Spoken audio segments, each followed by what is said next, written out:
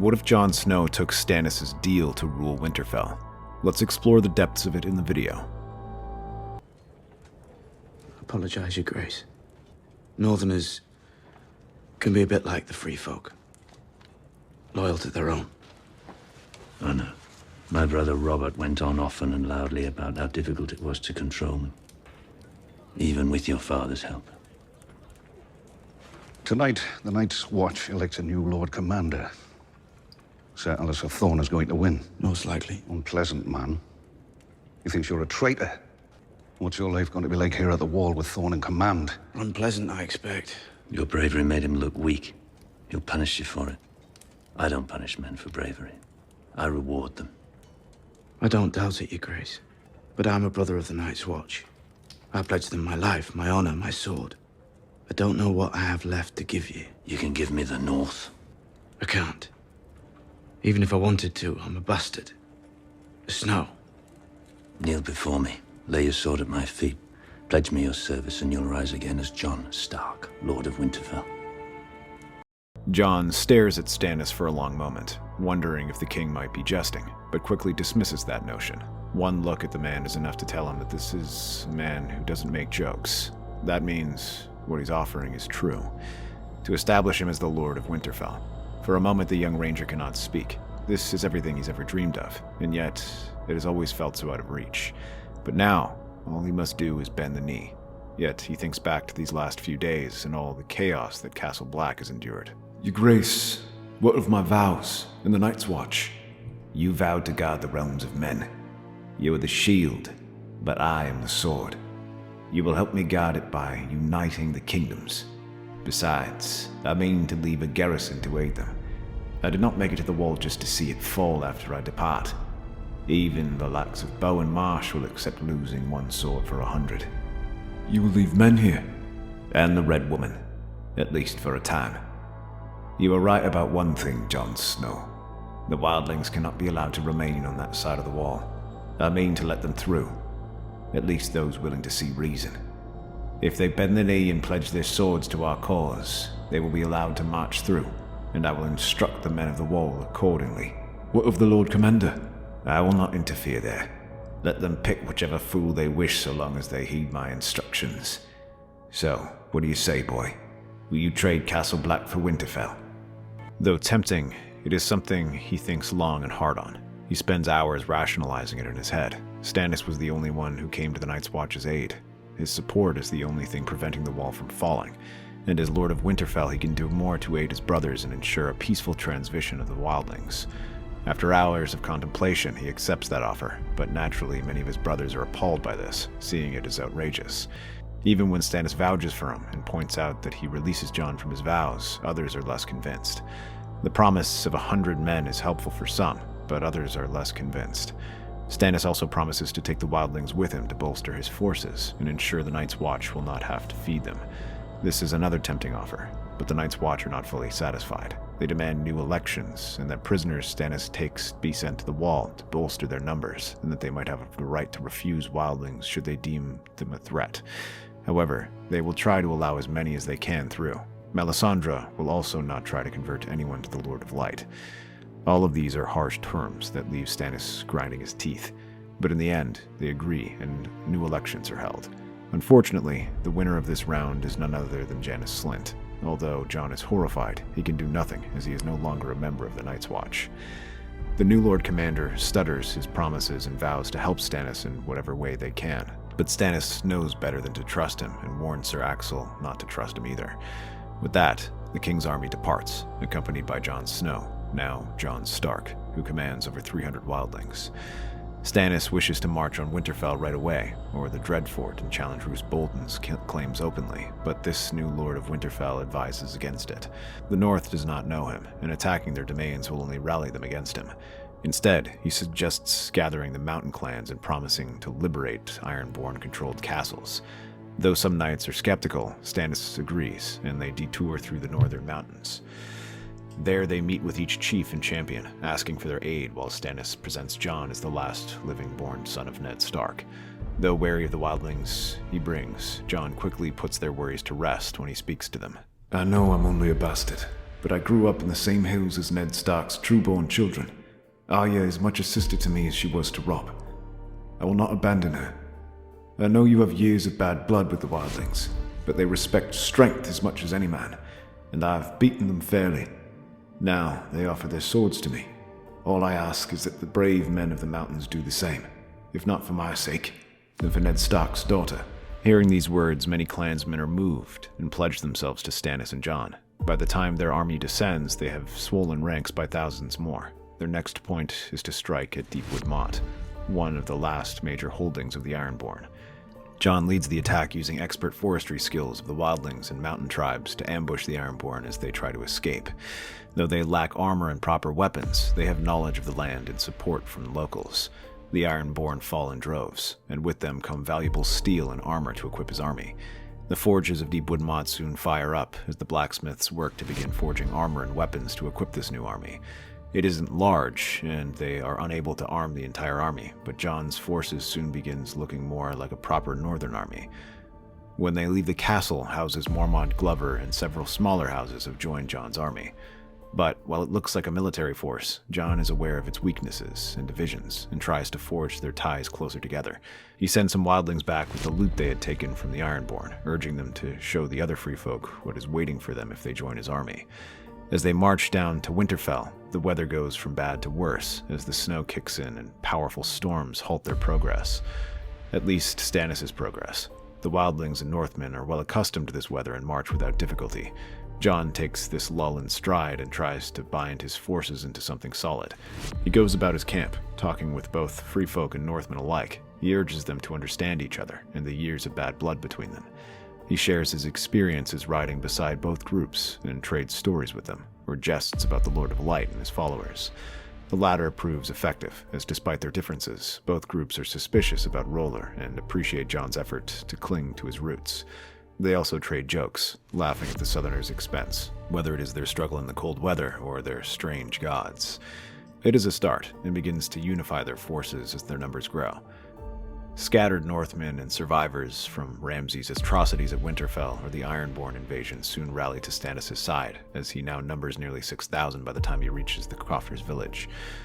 Snow falls in thick curtains, blanketing the world in white and silence. Across the frozen lake, the Bolton's banner rises like bloodstains on a blizzard sky. Flayed men twisting in the wind, mingled with their twin towers of Frey and the merman of Manderley.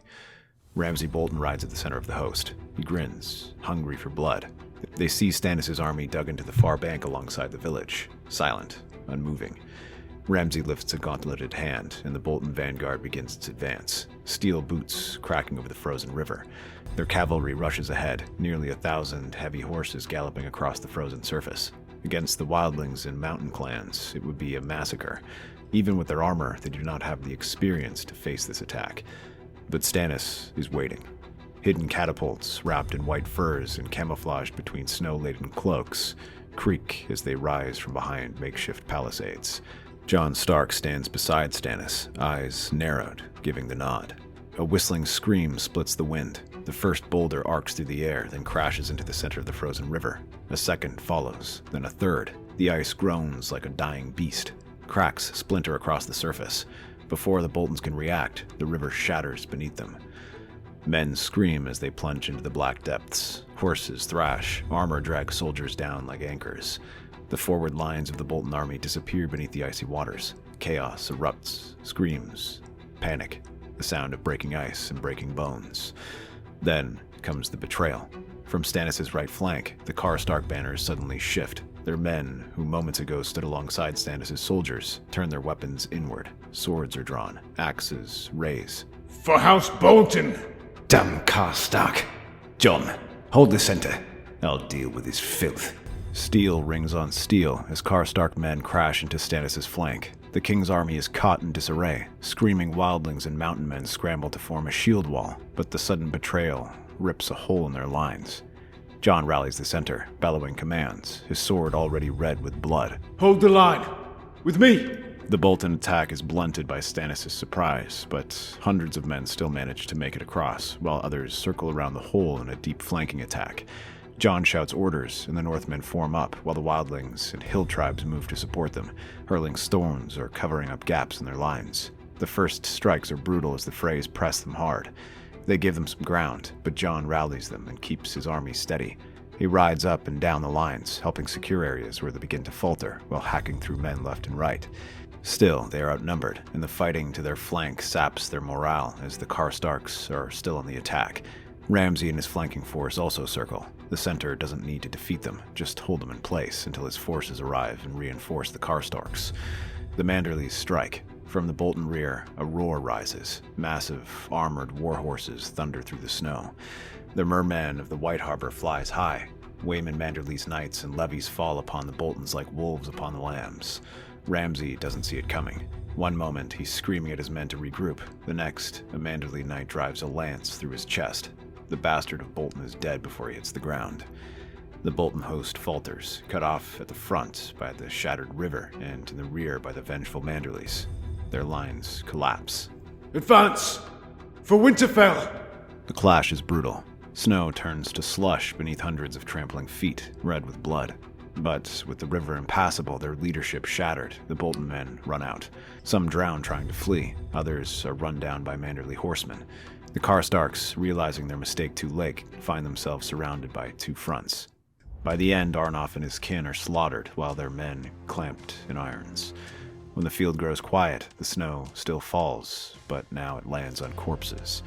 The few Bolton men retreat to Winterfell with their tails between their legs. Although Jon is itching to chase after them, they know that they aren't in a position to storm the castle, so instead focus on regrouping. Casualties were bad, but not as bad as they could have been, thanks in large part to Jon's leadership and the Manderleys' help. Lord Wyman himself appears before the king and Lord of Winterfell. Though he did not personally command the troops, he was present in their camp and now marches to offer homage. It appears we are in your debt, Lord Manderley.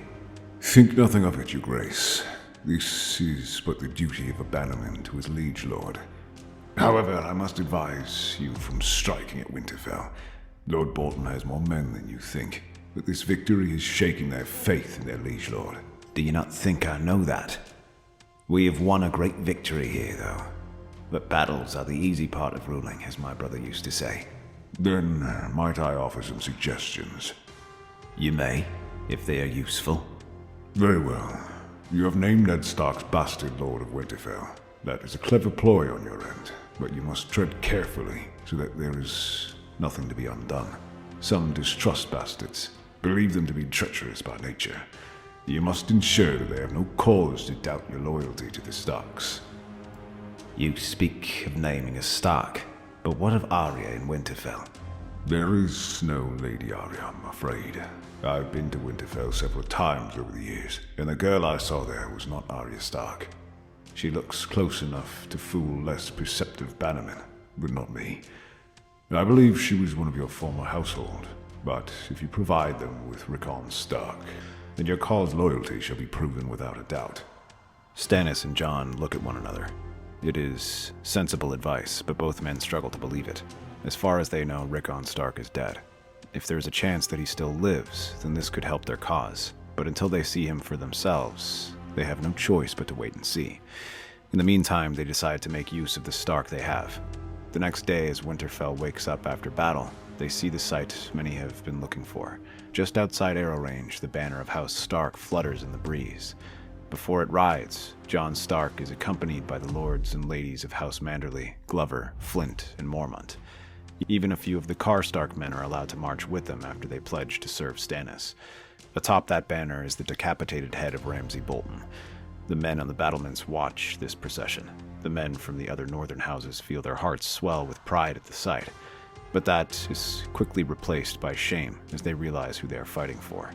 They grumble among themselves, wondering what they are doing serving House Bolton when a Stark is out there. Though Roose tries to maintain order, it doesn't take long before the match is lit.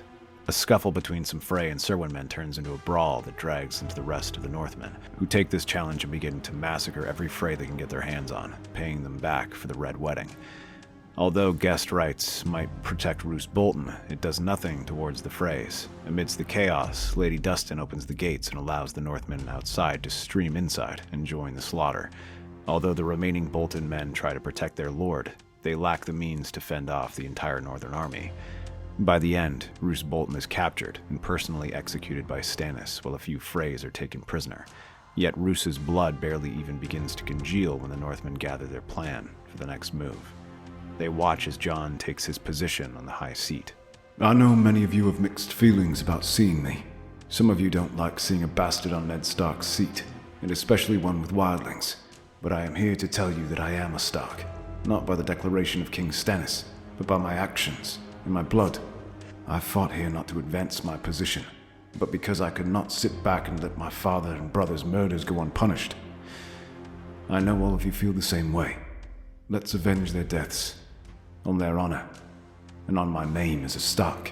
Around him, Northmen cheer and pledge their swords to King Stannis, declaring him Lord of the Seven Kingdoms. In the following weeks, word spreads to the Northmen of every corner while Mance is freed to begin gathering more wildlings to reinforce their army.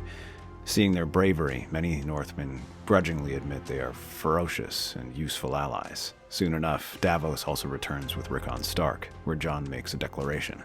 Rickon shall be his heir, even if he were to father a child. The Northmen take this as proof of Jon's sincerity, and it helps unite their people. The fires of Winterfell still crackle in the wind, their smoke mingling with the frost of early dawn. In the courtyard, the men are sharpening blades, repairing gear, and sharing meat and mead. There is a life in this place again, true northern life, not the grim, silent dead that ruled under Bolton's eyes. Stannis Baratheon stands by the Godswood, watching the army prepare to move. Snowflakes drift across his black fur, gathering in the creases of his stern face. He doesn't turn when Jon approaches, but speaks. They cheer your name louder than mine. It's not about cheers. No, it isn't. It's about justice. And for once, I see it. Not in law bloodlines, but in this. And how they march now. Not for coin, not out of fear, but for something that matters. They fight to right wrongs, to fight for something they believe in. Enjoy it, Lord Stark.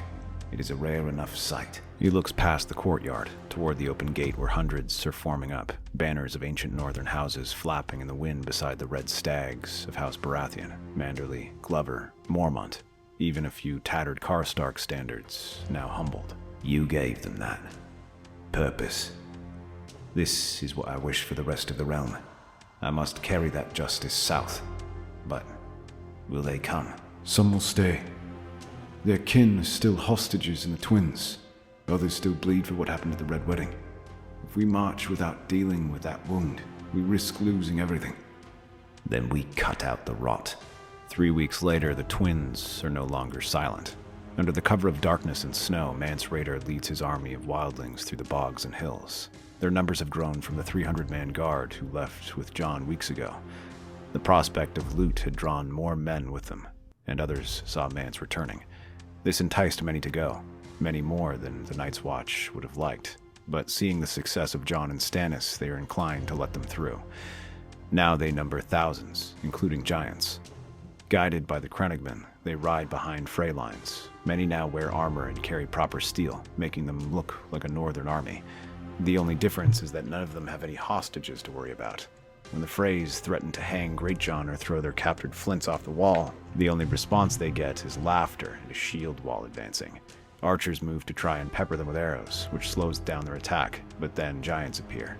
They bear mail shirts built specifically to fit them and clubs the size of logs. With that, they brush off whatever attacks the Freys have and smash their weapons against the gatehouse. But when the gates of the northern tower burst open in the night, laughter turns to screams. Giants storm the courtyards, flinging aside Frey guards like dogs. Wildlings climb the walls like spiders, loosing arrows and war cries. The southern tower falls next. Inside, dozens of northern hostages and riverlords are freed by the spearwives and wildlings. When the sun rises, the banners of House Stark and the free folk fly above the shattered towers of the Twins. Mance rides out first, his cloak red with Frey blood. Behind him, captives rally. Riverlords raise their banners once again. Tully, Vance, Mallister, Blackwood, they flock to Stannis' cause like ravens to a storm. The Twins are ours. Mance says the captives are safe.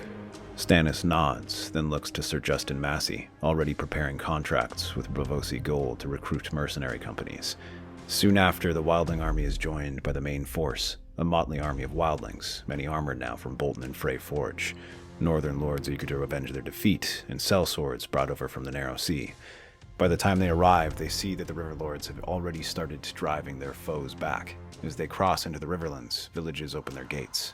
Frey outposts burn, Lannister loyalists flee or are executed. In weeks, Stannis takes Riverrun without siege. Brendan Tully is placed in command, and the remaining castles fall one by one. But Stannis doesn't just conquer, he rules. This region suffered the most from war, and Stannis moves to restore order. He has his sellswords patrol the ruined villages to protect them from outlaws, while men-at-arms are put to work and start rebuilding the villages and towns devastated by war. Stannis takes a hands-on approach here, watching the process and monitoring it closely. Those who wish to take advantage of the chaos, whether they be corrupt officials or robbers and rapers, are punished by him. Though harsh, they are welcome to the chaos of the realm. The biggest challenge is that of outlaws, including the Brotherhood without banners. Although many are indeed brigands simply taking advantage of the chaos, others genuinely fight for justice, and Stannis works to try and understand which ones are deserving of mercy. He listens to the plight of the small folk, hearing how they were aided by the Brotherhood in the past. He tries to address these issues, whether it is by providing them with food, addressing their concerns, or providing them with protection. Jon takes it a step further by offering amnesty to the Brotherhood if they surrender, and many take him up on that offer, including Thoros, who accepts this offer and advises them. As order is restored, Stannis turns west. With Tywin Lannister dead, Jaime gone, and Cersei consumed by the Faith Militant, the Westerlands lie in disarray. Sir Devon Lannister and Forley Prester are desperate to rally troops against the tide crashing upon them. But it's too late. Stannis doesn't halt. His army now numbers over 30,000. Northmen, wildlings, river lords, and foreign blades all flying the stag and the wolf. Ghost rides on ahead, just as Greywind did years ago, and rampages across the village. The two lords try to halt their advance, meeting Stannis in battle at Ashmark and the Crag. They wage a guerrilla war against the advancing army, disappearing in the hills, and for a while it slows their advance. But the wildlings are accustomed to these tactics and counter them, hunting down bands one by one until lords reform their army once again and risk battle where they are crashed. Villages long ruled by fear rise in revolt. Gold mines close as workers throw down tools and take up pikes. As the gates of Castle Rock close, Stannis stands upon a rise beside Jon, the sea wind at their backs. Justice, boy. Let us see if the lions still roar. Not for long. Castle Rock falls with barely a sword drawn, the Lannister bannermen surrounded without pride, worn down by months of rebellion and with no lion left to follow. The gates open before Stannis, and the vaults are found mostly bare, looted by fleeing kin or lost, mismanaged wars. Jon stands in the Golden Hall, now empty and echoing. It wasn't meant to be taken this easily. No fortress built by men can stand when the realm itself turns against its rulers. But before they can even settle in, a raven arrives with dire news. Aegon VI has returned to land south. Backed by the Golden Company, with Stormlanders and Dornish marching under his banners, Aegon lands on the shores of Blackwater Bay and captures King's Landing in a swift strike. Word spread like wildfire. The boy king now holds the capital, the Crownlands, and has been crowned under the very Iron Throne his supposed ancestors forged. He promised justice, he promises peace, and the South rallies to him. The peace does not last. Aegon moves northward into the Riverlands, demanding the lords bend the knee. They respond by calling their banners. The Golden Company burns villages in response and hangs loyalist lords. Seeing this, Stannis rides to meet them. Their forces clash near Maidenpool, then again at Fairmarket. In each engagement, Stannis, grim and unrelenting, he throws back the invader. Jon leads in the flanks with wildlings and northern cavalry, letting them unleash their fury upon them. Jon Connington counters these strikes and rides out to meet them. He is capable of meeting Stannis on equal terms. When they clash, he is equally grim and determined. He is careful and does not take any unnecessary risks. This allows him to reverse some losses, such as in the Salt Pans, where he sends out the Dornish to weaken Stannis' vanguard. They easily ride down and outmaneuver the sellswords and wildlings. Stannis sends ahead. Once they are scattered, he unleashes the elephants that trample the army and temporarily leave them scattered, letting him retreat in good order back to the Crownlands. There, the Dornish have brought a cruel gift to the field: poison, tied in clay pots to arrow shafts. In a misty dawn raid near Stokeworth, A volley rains down on Stannis' command tent. Men scream as glass shatters and poison spreads on skin, through breath, into blood. Maester's hands are swift. Antidotes are tried, but it's too late for many, and Stannis himself has been struck. His lips darken, his breath grows thin. We must retreat, Your Grace. This war isn't worth your life. You may heal for a bit in Harrenhal, and we can march out once we are recovered. The realm is worth my life. Always has been. If I fall, I will fall doing what I was meant to do. And so, the army marches, with Stannis taking the lead. Though his skin turns ashen and his veins darken, he continues to lead. Jon and Davos urge him to rest, but the king refuses until they come to the site of King's Landing. Aegon's banners fly high above the city. The Golden Company unleashes its war beasts, elephants armored in spiked boarding, charging through the Riverland infantry, tossing men and horses like broken dolls. Around them, sellswords, knights, and Dornish allies rush to face them. The battle is brutal as both sides give no quarter, fighting for the king whom they believe in. Stannis, fevered and dying, mounts his horse. He dons his blackened armor and rides with his guard, knights from every corner of the fractured realm sworn now to him in his final hour. As the elephants trample the center, Stannis leads a wedge through the chaos, cutting through mercenaries and bannermen alike. The men follow him not out of fear, but out of belief. Stannis cleaves a war elephant across the face with a flaming sword. The sight of that blade is enough to send the beast scrambling back, some rearing and throwing their riders, and others breaking formation to escape the fire. This opens a gap for him to see Aegon VI, young, regal, hesitating at the rear with a small guard. There, false king. Your Grace, please, leave this to us. Get back to the rear. Stannis' response is to go faster, cutting through the nearest guards. Shamed, his knights follow closely and begin battling Aegon's guard. Though he tries to remain composed, seeing his men falling around him breaks Aegon's nerves, and he turns to flee. But through the mud, blood, and fire, Stannis Baratheon carves his path. Is this your justice, boy? This is your courage. The real dragons did not run. Stannis breaks through Aegon's guard and drives his blade through his back. The throne is not claimed by birth, but by fire and sacrifice. Aegon gasps and dies. Stannis stumbles. Poison surges through him, finally too much. He tumbles off his saddle, but a hand grabs him. Jon holds Stannis by the shoulder and prevents him from falling. You must finish it. Jon leads the victorious army into King's Landing. The Golden Company breaks, and the rest of his army scatters. Though they capture King's Landing, the remains of the army regroup under Jon Connington and gather in the Stormlands to make their last stand. As the dust clears and the army reforms in King's Landing, word is sent to Castle Black to send Shireen down.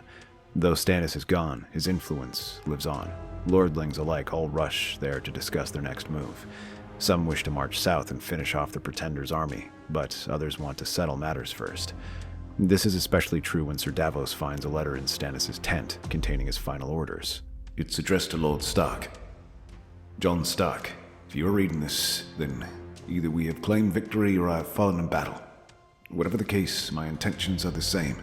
I had sought out to bring justice to the realm, and if that mission eludes me, I trust you to continue what I've built. With this, I have a royal declaration. Robert once wished to join our houses together, but had accidentally wed your sister to a viper. I mean to offer the same thing by proposing that Shireen marry you, provided she finds it acceptable. The news rocks the realm, almost as much as the second revelation. Among the great lords who come to pay their respects is Howland Reed, who arrives to speak to Jon personally. My boy, there is much you do not know about your family. You are a Stark more than you realize, but not from the line you think. What do you mean? I was there during the day we found you in the Tower of Joy. You were with your mother, and Ned took you as she breathed her last. What are you saying? You were the son of Lyanna Stark, not Ned. The whole room goes silent as the lords, Northmen, River Lords, Westermen, and Crownlanders all look at one another. Even the wildlings fall silent as they sense the importance of this news. Jon grips the side of his chair, wondering what this could all mean. 1,000 thoughts swirl in his mind as he tries to make sense of it all, but one thing nags at him. Then why did you keep it a secret? At first it was to keep you safe. If the realm found out, it would be the death sentence. But after we declared for Stannis, I thought it would be disrespectful if we declared it and then put ourselves above his claim. But now that you stand alone, I think it is important to consider moving forward. The lords are divided. Some cry for Jon's coronation, citing blood and conquest. Others remain loyalty to the legacy of Stannis and see Shireen as his rightful heir. War simmers beneath politics. Jon brings silence to the storm. Then let there be no war. I will marry Shireen Baratheon, and together we will rule, if she wills it. When Shireen arrives, she finds these terms agreeable and consents to them. With their houses unified, they begin marching south to confront the remnants of the Targaryen army. The Stormlands are in chaos, and they conquer the castles one by one as Jon Connington pulls his forces back, focused on defending the south and re-strategizing. Rain lashes the cliffs of Griffin's Roost as Connington stands atop the battlements, staring at the battered remnants of Aegon's broken banners. The Stormlands are quiet but restless, so instead he searches for allies beyond the narrow sea. With Aegon VI gone, there is only one Targaryen left, the sister of Rhaegar, and so Jon sends ravens out saying that the Baratheons sullied their names by claiming Jon as one of them. He urges her to come with all her strength, saying that she is their last hope for a Targaryen restoration. And she comes. Just as he received word on the fall of Stone Dance, a roar splits the sky. Connington looks up. A black shape, massive and winged, bursts through the storm clouds. Then another, and another. Dragons. The guards scream and scatter as Daenerys Targaryen descends from the sky atop Drogon, her silver hair plastered to her face by the rain. Rhaegal and Viserion wheel behind her, their bellies glowing red with contained fire. She lands in the castle yard. Soldiers drop to one knee in awe. Connington does not kneel at first. He stares at her as if searching for a ghost. Then slowly he lowers himself, not just to a queen, but to the last ember of House Targaryen. The boy, Jon, he is not Rhaegar's son, but you are the true dragon. Then rise, Lord Connington, if you still believe in fire and blood. Together they rally the broken host. Stormlanders, mercenaries, and Dornish stragglers fall into line beneath the Red Dragon. But their strength is not in number, it is in fire.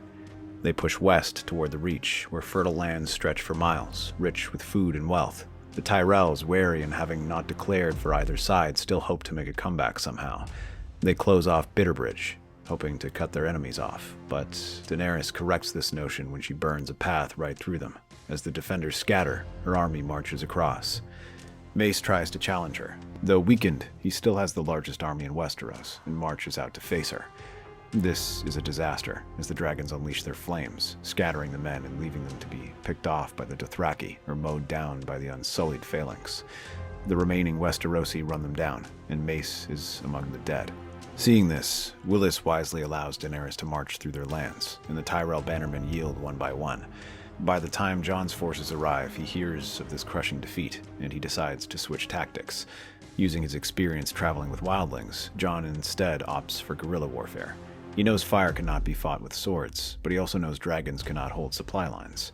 He unleashes the tactics of the wildlings. Ambushes in the trees, nighttime raids on camps, sudden attacks on baggage trains. In the forests north of Golden Grove, the dragons are not feared, they are hunted. Daenerys' army, bloated with southern allies, grows frustrated and slow. All the while, small bands of knights, gathered outlaws, sellswords, and wildlings rally their army and strike like vipers. They call Jon a coward, but the words never reach him. Instead, at last, Daenerys sends Jon Connington out to crush them.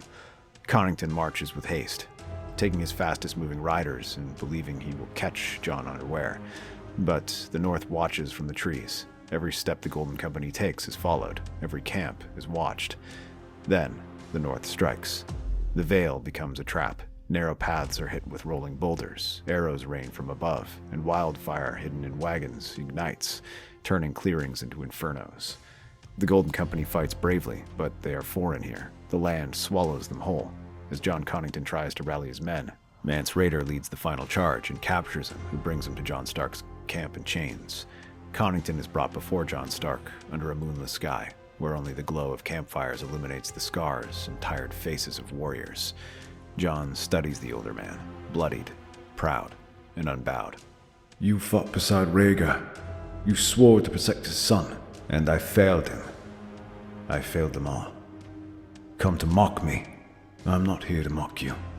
I'm here to show you the folly you've chosen. Ah, yes, because you are the real son of Rhaegar. He spawned between his little tryst with Lyanna. Best watch your tongue, my lord. Look closely. Look me in the eye, if you will insult me. Connington stares at the boy, ready to snort or dismiss him. But as he sees him, the older man glimpses something he hasn't before. For the first time, he sees Jon, truly sees him, and just how similar he is to Rhaegar. He sees their same sad eyes, the contemplative look on their faces, and the angular face. For the first time, he believes.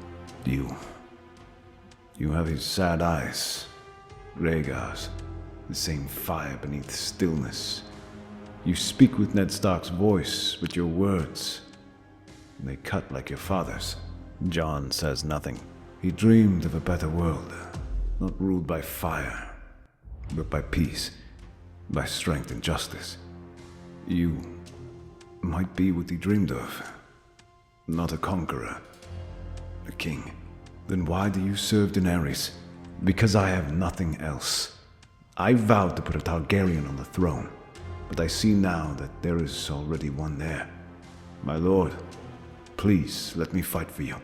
I do not want your sword. I want to end this war. Daenerys' tent is quiet. The only sounds, the crackle of torches and the distant roar of dragons circling above. Jon Connington stands before her, armor scraped, eyes shadowed by weeks of defeat. You must end this, Daenerys. We are losing. Not only the war, but the hearts of the people. Every day Jon Stark grows stronger. Every day another lord bends the knee to him. The Reach now feeds him. The Stormlands bleed away. You speak like a man who's already surrendered. You are not your father.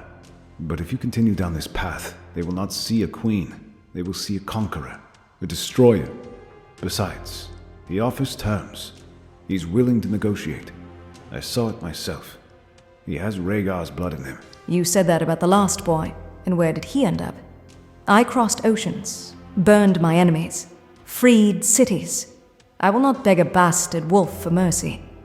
Jon Stark, watching from a ridge above Tumbleton, prepares for a final gamble. He sees the army marching out and knows that the war will continue. The carts roll into the valley, dozens of them, stacked with barrels covered by cloth. Daenerys' scouts report supply wagons, and as intended, they are left unbothered until her dragons strike. The supply convoy is ambushed by Dothraki raiders. The defenders scatter at the sight of them and disappear into the forest. But as Daenerys and her dragons circle to inspect it, Jon's archers fire from a distance with fire arrows.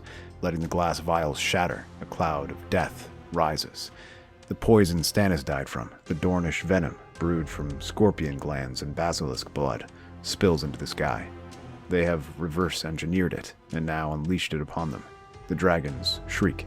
Drogon falters in flight, crashing hard. Viserion and Rhaegal spiral out of formation, wings beating erratically as the venom takes its toll. She orders a retreat. Her arms move to protect the dragons. With them incapacitated, Jon goes on the offensive again, leading fresh attacks around their forces.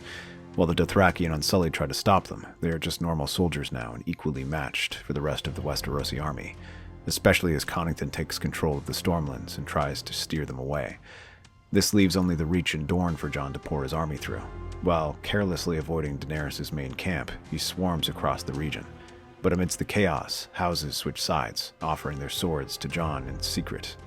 But one stands out amongst the rest. Arya. You're not the only one with ghosts to settle. Jon embraces her, but his eyes are troubled.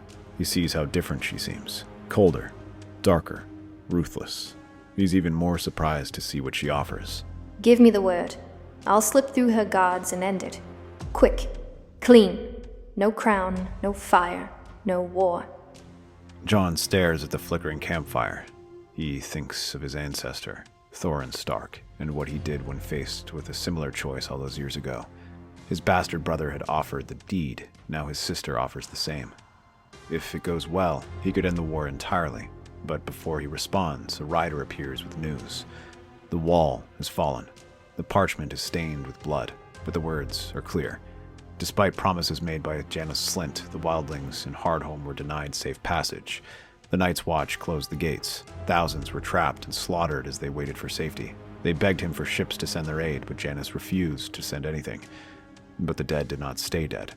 The White Walkers turned the massacre into a ritual mass sacrifice, blood spilled by fear and betrayal. The magic of the wall, old and tired, cracked under the weight. The wall is broken. The north is no longer safe. The long night has begun again. Jon's hands tighten around the letter, his knuckles white. Do we strike? Jon closes his eyes, weighing everything. Stannis' dream of justice, Daenerys' dragons, the love of his people, the burden of kingship. No, not like this. He does send Arya in, but not to kill her, to leave a token, a direwolf sigil and a letter, to let her know what nearly happened and why he showed mercy. To Daenerys Stormborn, Queen of the Andals and the First Men, I chose not to end this with a knife. I chose mercy, the same mercy Stannis showed me when I took his offer and abandoned my vows. Not for power, but for the realm. The wall has fallen. The Dead March. We must be more than fire and snow. We must be life. If you would defend the realm, join me in the north. Jon Stark. The next morning, Jon stands before his assembled lords, many still questioning. So we let her go, after all she's done. Stannis Baratheon marched north when the realm thought it was madness. He saw what others refused to. I will do the same. If we die, we do so as men, but we may yet live as brothers. He rides out at the head of the army. Riverlords, wildlings, reachmen, and northmen return to the north. As they march north, the sky darkens. Winds howl, and behind them, the Dragon Queen must decide. Will she follow vengeance? The fall of the north begins with a crack. Not thunder, not the groaning of old stone or the roar of dragons. It's something deeper, darker, a wound opening in the very fabric of the world. Atop the wall, frozen watchmen gape in silence as a wave of red mist pours from beyond the forest's edge, coiling like smoke, screaming like wind. Below, where Hardhome once stood, a massacre has become something more, a ritual. The blood of 10,000 wildlings, slain by betrayal and left to rot in despair, spills into the ancient carvings etched deep into the permafrost by dead hands. Glyphs glow with icy flame, and shadows rise with purpose. The air itself turns brittle.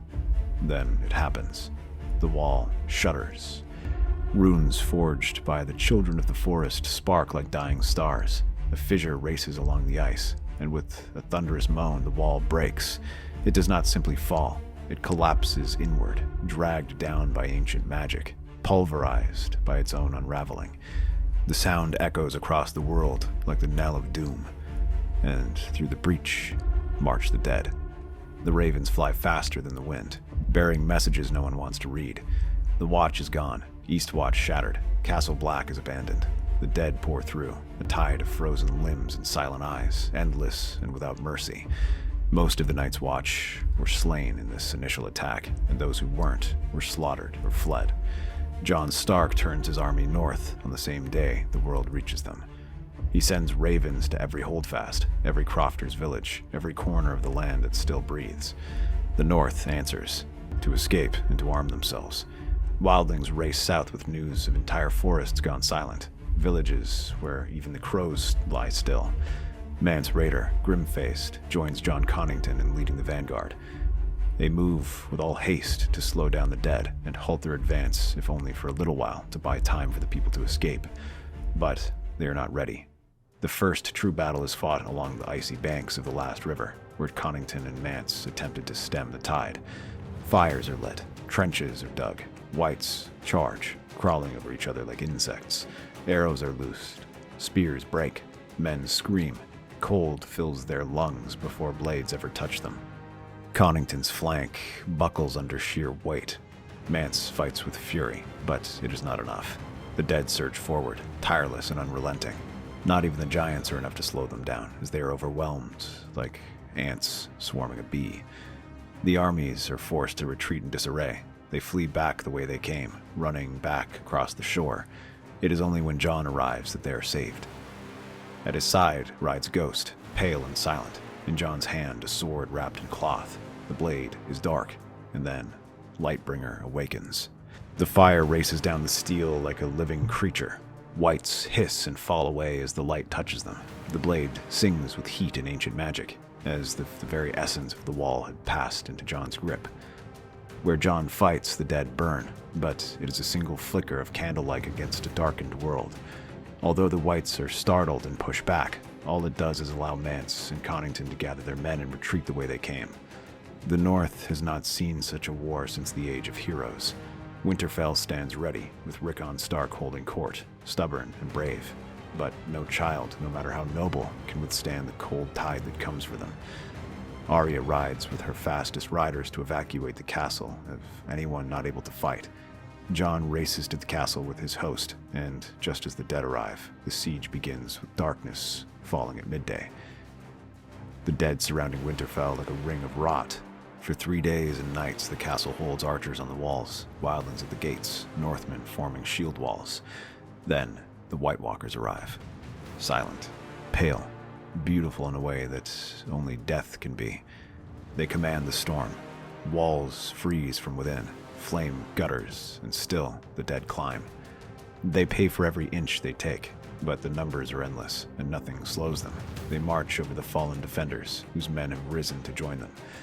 Even with Melisandre, they struggle.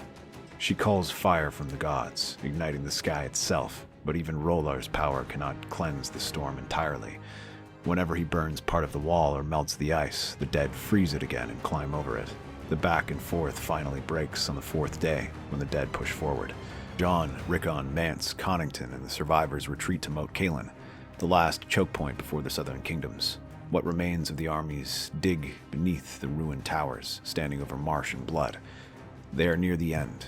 Men sleep in armor, dreaming of ice. Ghosts of the dead stalk their minds. The wounded coughed up black blood. Fires burn constantly, not for warmth, but to ward off the dead. Then, one dawn, a horn sounds, and they see her. Daenerys Targaryen rides at the head of a new host. Dothraki, Unsullied, Reach Knights, Dornish spears, all moving with purpose and speed. Above them fly dragons, still scarred but alive. Fire dances in their wake. Together, the combined armies rally. Fire joins frost. Northern steel meets eastern discipline. The dragons descend again, not as tyrants, but as salvation. The White Walkers meet them in battle beneath the broken towers of Moat Cailin. For days, the war rages. Blizzards lashing the earth, flame cutting the darkness. Jon and Daenerys fight side by side, Lightbringer blazing, Drogon roaring. Now their spark has grown from flame to a raging inferno. All around the ruined castle, the dead burn. Yet their numbers are endless and risk an attack. Jon gathers his most trusted allies. Lightbringer burns in his hand. He signals Daenerys down and nods gratefully. You came. I have no intention of being the Queen of Ashes. What are these things? Long story, but all you must know is that they will not stop at the north. They will consume everything. So long as they remain alive, everything from the neck to dawn is in danger. Then you have my help. What is the plan? You need to clear a path for us. At his side stand the last of the free folk, the remaining wildlings and Northmen. The Unsullied form the shield wall. Arya lurks among the shadows, blade in hand. Davos commands the rear, grim and ready. Mance Rayder and Jon Connington ride once more. Above them, Drogon circles. And before them, standing upon a ridge of jagged ice, is the Night King. They charge as one. No horns, no speeches, only snow and thunder and death are waiting ahead. The sound of hoofbeats drowns all else. The flames of Lightbringer leaves a trail in the air. Drogon roars and dives, setting the front ranks of the Whites ablaze. The living clash with the dead beneath the ancient stones of the crumbling fortress. But as the fire clears a path, they pick off the scattered death, clearing a path for Jon to make his way through and send Ghost forward, ripping through the dead. Behind him, Arya dances through the battlefield like a shadow of death. Ghost lunges into the undead horde, his white fur soaked in blood. The Unsullied hold the center line after line, breaking but never folding. Connington is cut down, protecting a young bannerman. Mance slays 3 Whites before they tear into him from his horse, only to be saved by Davos' rearguard. But Jon rides through it all. He cuts a path through the dead, Lightbringer burning hotter with every step until he reaches him.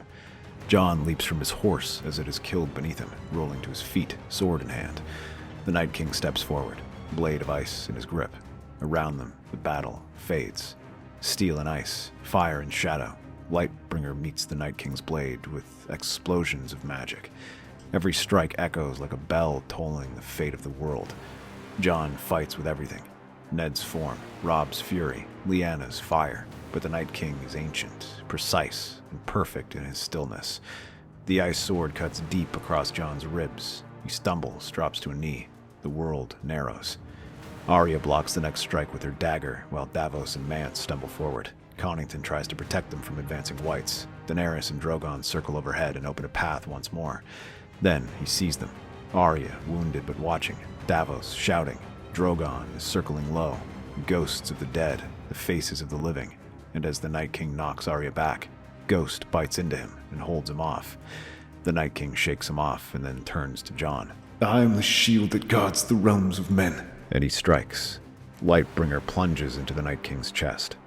For a moment, nothing. Then the blade explodes with fire.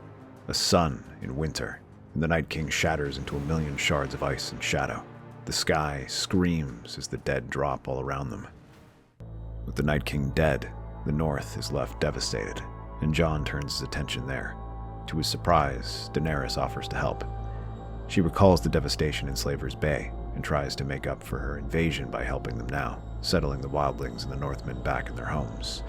Along with that, the Unsullied and freedmen are settled there to rebuild. Jon is made king, and Daenerys the Lady of Dragonstone, as well as the ruler of Castle Rock. That's our theory.